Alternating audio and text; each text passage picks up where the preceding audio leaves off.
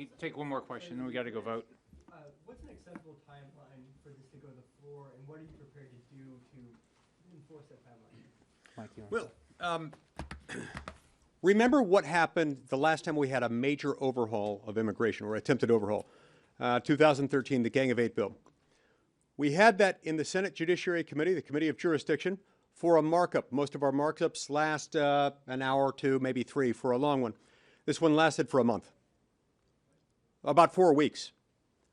And even then, we had some lag time between the end of the Senate Judiciary Committee markup and the time that it reached the floor. So, you know, I personally don't understand why we don't go through all the processes. It's my understanding that they don't want to. So I've said, if you've already decided that, at a bare minimum, common courtesy would suggest the bare minimum that we need is a commitment that we'll have 3 weeks to review the bill with the text in hand. Remember, all we have right now are a loose set of bullet points that we're told that we can't even really talk about because they're not finalized, and yet they talk about them for their purposes, and they convince the Wall Street Journal to publish an editorial saying that any Republican who opposes this thing is trying to score cheap political points at the expense of national security. So I find that kind of offensive, given that they're still sitting on the text. We ask, why can't we see it? And they say, well, it's in a lot of different places. It's not all in one document. That's fine. Most of us on this stage are accustomed to looking at a whole bunch of different pieces of documents. A few of us did that for a living for many years as lawyers. We can do that. No, still won't let us have it. So at a minimum, we ought to have access to the text so that we can read it, understand it, prepare amendments, vote on those amendments, and receive input from our constituents. Now, they've been negotiating this thing, I believe, since October.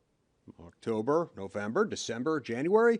Assuming that we see it sometime in the month of February, we'll be up in the 4-month range.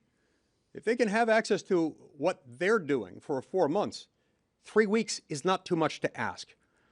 I've been stunned by how often this happens here. A year before I ran for office back in 2010, you know, the Obamacare thing had just happened, the 2,700-page bill. You gotta pass it to find out what's in it. I thought, surely that must be a once-in-a-century gaffe that somebody pulls that trick and people fall for it. I've been stunned by how often this happens. And when the law firm of Schumer, McConnell, Pelosi, Schumer, McConnell, Johnson, and Jeffries, as it's currently composed, puts something together and drops it on us at the last minute, we don't appreciate it. Here, it's not even the full law firm. It's just the law firm of Schumer, McConnell. That is uncollegial to a degree that I lack the capacity in the English language to describe. For them to suggest that we ought to be ready to take this thing, thank them, and then vote on it, I don't know, within a couple of days, 3 days at the most, that's what they seem to think is the norm. That norm is not acceptable. Mature adults in any professional context do not treat each other this way, and I demand that they not do so here. Thanks, everybody.